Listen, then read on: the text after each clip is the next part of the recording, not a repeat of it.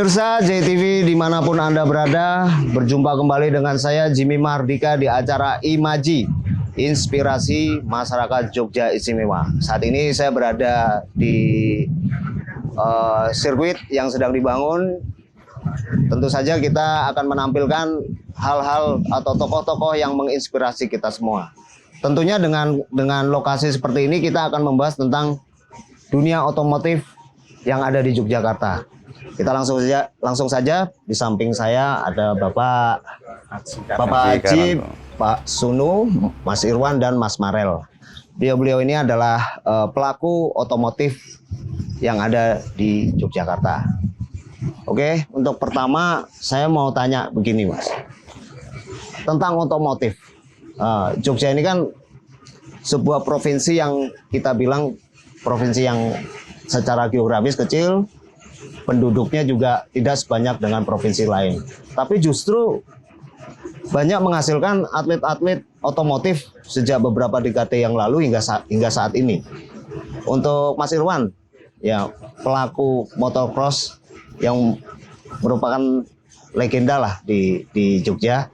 Itu menurut Mas Irwan bagaimana iklim otomotif pada dekade Mas Irwan waktu itu mulai menjalani, Mas? Ya, kebetulan saya kan pelaku motocross dan road race ya. Iya. Untuk di Jogja, untuk di roda 2 khususnya ya. Kita dari dekade saya, adik saya, terus ada juga beberapa pembalap dari Wonosari, terus Jogja lainnya juga. Itu tahun berapa ya? Dari mulai 92 sampai 2005. Ya, kita masih di situ selalu di papan atas. Nah, ya selama ini kita tetap giat berlatih, kita dengan pola latihan yang benar. Cuman ya memang di Jogja fasilitas kita minim. Cuman kita manfaatkan dari minimnya fasilitas, ya kita tetap rajin berlatih, kita disiplin. Nah, terbukti kita bisa tetap berprestasi di nasional. Dan tidak luput juga didukung oleh mekanik-mekanik handal yang ada di Jogja. Jadi kreativitas mekanik-mekanik di Jogja ini untuk di tingkat nasional sangat mumpuni, bahkan sampai ke tingkat Asia. Itu fungsi pada waktu itu memang kalau otomotif fungsi mekanik sangat vital nih. Ya harus kolaborasi ya antara mekanik dan pembalap, karena mekanik pun juga butuh inputan yang khusus dari pembalap. Misalnya kan kita bilang mesin kurang kenceng. Nah, kurang kencengnya itu kan nggak bisa diambil rata, harus tahu spesifikasinya di bagian mana. Nah, itu kan inputan yang betul menunjukkan ke mekanik juga bisa koreksi secara detail. Nah, di Jogja kan untuk tempat seperti kayak untuk latihan pada era seperti itu kan masih minim, ya Mas Irwan. Itu menyiasati hal tersebut bagaimana? Ya, di zaman dulunya kita masih memanfaatkan fasilitas yang ada. Misalnya dulu kita latihan di Stadion Mandala Krida. Nah, kebetulan dulu balapnya juga di sirkuit permanen kan sangat minim. Ya. Jadi banyak di kan ada aturan khususnya kan. Kalau ya. Dulu masih di standarnya. Jalan raya, masih jalan raya, ada di lapangan parkir dan lain-lain kan. Nah, ya mungkin kita dengan era kemajuan zaman sekarang, terus regulasi sekarang, saatnya kita mestinya berbenah juga. Jadi nggak bisa kita mengandalkan seperti dulu lagi. Kita mesti ada inovasi-inovasi yang lebih untuk di masa-masa sekarang. Nah, salah satunya ya kita setidaknya harus wujudkan sirkuit permanen yang ada juga. Saat ini apakah sudah ada?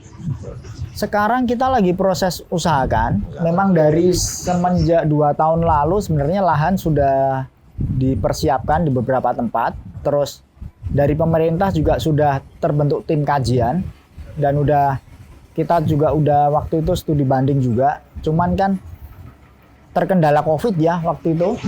Nah, anggaran pemerintah juga banyak tersedot di situ. Terus ya sementara kita vakumkan dulu. Kita lihat nanti tinjau ulang di kemudian hari.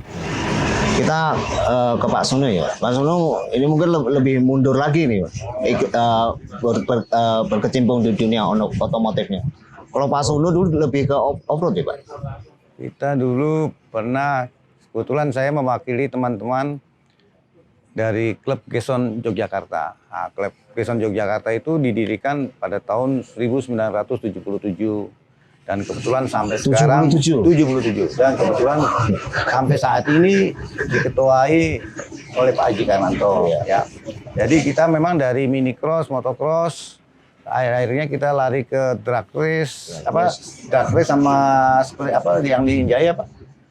Injaya Race pada tahun 84. Nah kebetulan event-event tersebut kita dari teman-teman Gesson ikut berpartisipasi untuk mengikuti kegiatan-kegiatan tersebut.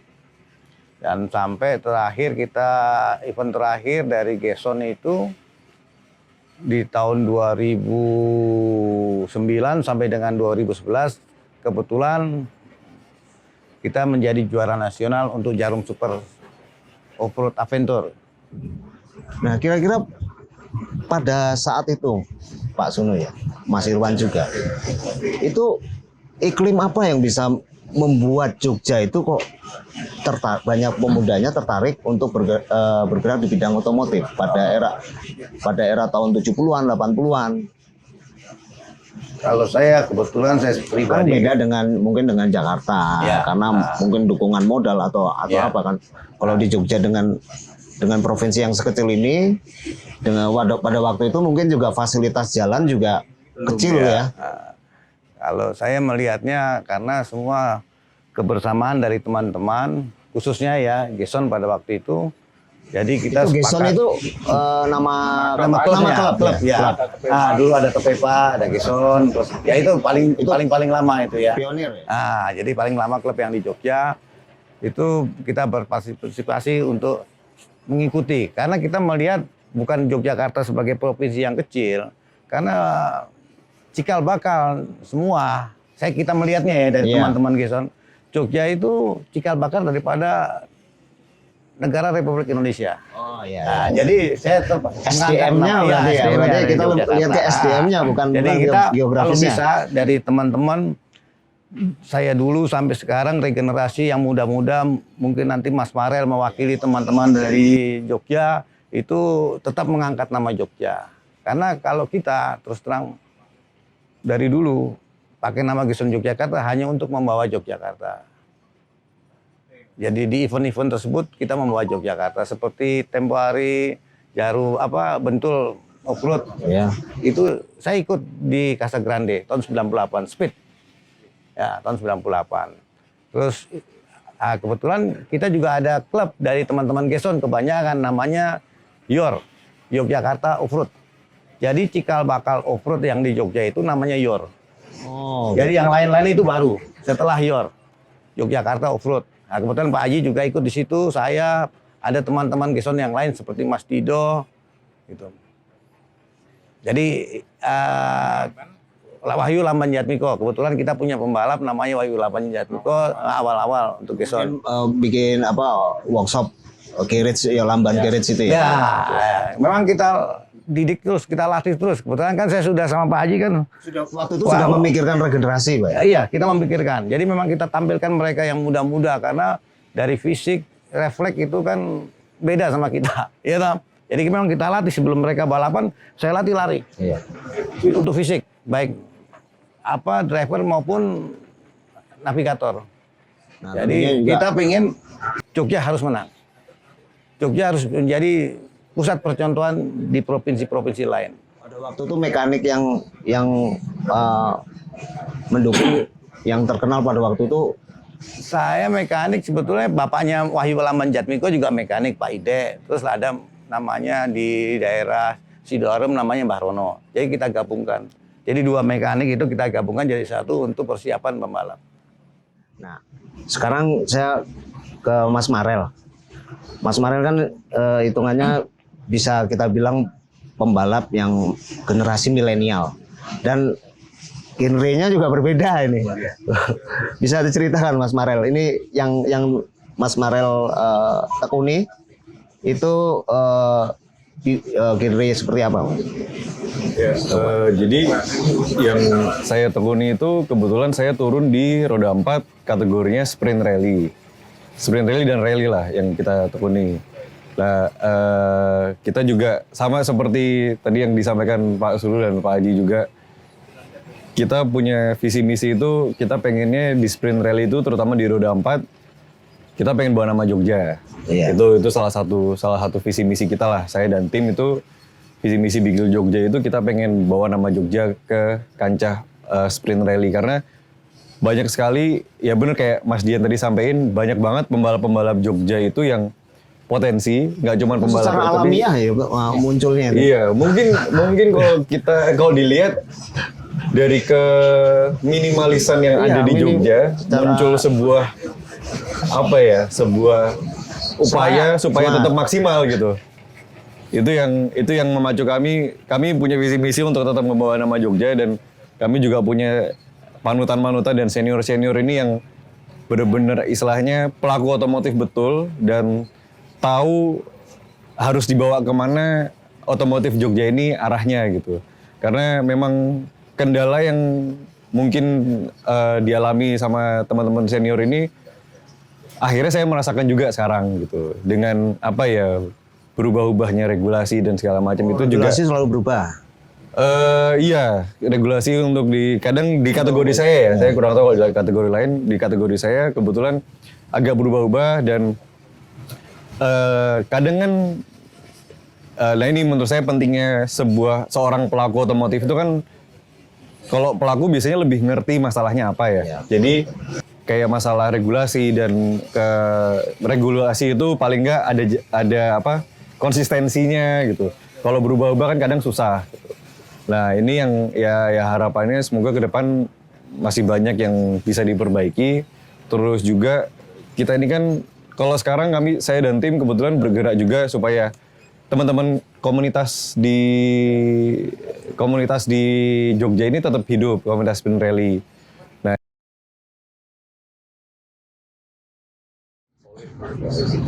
ya, kalau untuk Bapak Haji, Pak Haji, Ya.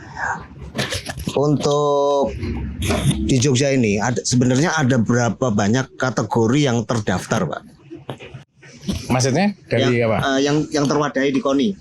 Oh, kalau KONI itu kan membawai semua cabang olahraga, termasuk yang untuk otomotif. Termasuk IMI. Ya. Jadi IMI ini masuk menjadi lingkup di KONI, salah satu cabang olahraga yang dikelola oleh KONI. Meskipun IMI di daerah Istimewa Yogyakarta adanya cuma di tingkat Pemda, tidak ada di tingkat kabupaten kota. Tapi yang jelas bahwa pembinaan IMI itu juga menjadi tanggung jawab pembinaan di KONI. Selama ini memang tadi Mas Dian katakan, Mas Marel katakan bahwa dengan minimalis memang tidak hanya dari sisi, kalau kita bicara olahraga di Yogyakarta ini memang fasilitas semua minim. Tapi kalau saya melihat dari sisi otomotif, penggemar otomotif, bahwa Yogyakarta ini tidak bisa dipandang sebelah mata oleh daerah lain. Ya, dan menurut saya atlet balap dari kota Yogyakarta cukup punya nama, bahkan sampai di tingkat internasional. Ini memang semangat yang luar biasa. Dengan tadi dibilang bahwa kondisi tempat latihan dan lain sebagainya ini memang tidak memadai kalau saya bicara dari sisi profesional. Tapi semangat ini mengalahkan segalanya. Jadi ternyata di Jogja ini banyak muncul atlet-atlet balap yang mungkin mereka menyadari bahwa senior-senior mereka atau pendahulu-pendahulu mereka bisa sukses dengan dengan semangat. Jadi ini mudah-mudahan generasi muda yang akan datang, penerus pembalap-pembalap yang ada di Jogja ini, semangatnya harus tambah baik lagi. Meskipun sekarang tadi Mas Marel bilang bahwa regulasi ini selalu berubah, ya itu memang kondisi saat ini memang kadang istilahnya mungkin kita harus siap karena perubahan itu sangat cepat, dan karena itu berbanding dengan kemajuan teknologi yang pasti.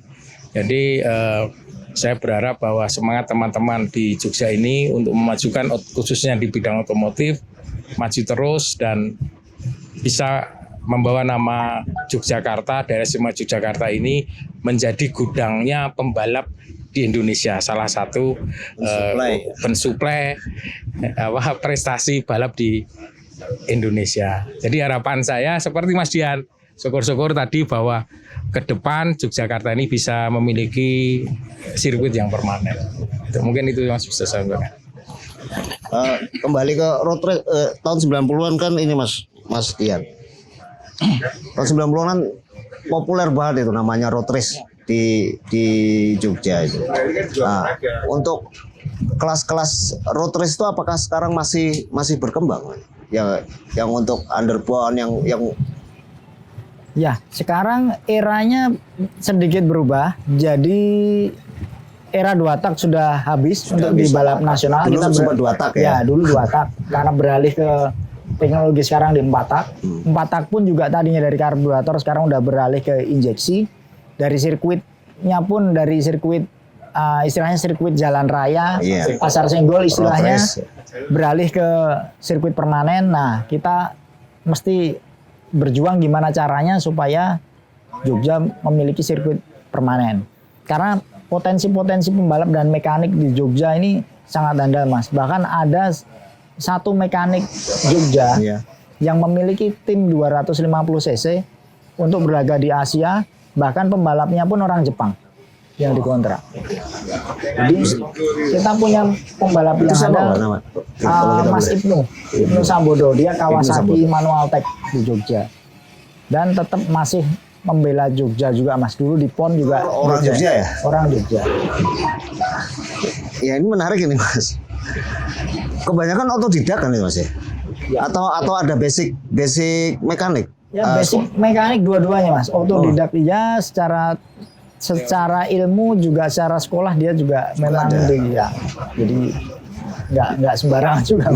Karena sekarang kan teknologinya injeksi Mas. Jadi semuanya kan kita untuk setup kan dari komputer semua, nggak bisa kita dari pengapian mesinnya, dari sistem penyemprotan bahan bakarnya, kan semua sekarang udah komputerisasi semua.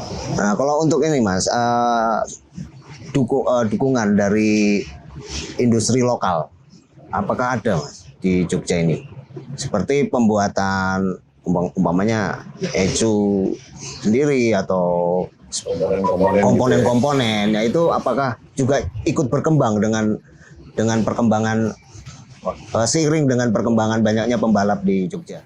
Komponen yang teknologinya terlalu tinggi di Jogja masih susah dibuat Mas. Cuman ada beberapa teknologi yang diriset di Jogja. Misalnya ECU merek Rextor. Itu kan juga pabriknya kalau nggak salah di Batam. Cuman riset dan developnya dari Jogja. Dia tes di sini, diuji di sini, hasilnya bagaimana, diproduksinya di Batam. Kalau racing part yang lain mungkin seperti push tab, terus yang lain-lain itu adalah beberapa industri yang lokal di sini. Standar juga mumpuni. Secara standar ya sudah masuk ke standar kategori untuk balap, udah sangat layak. Memang standarnya di situ. Mas Marel kan yang di belakang kita nih speed race ini ya? Rally, speed race rally.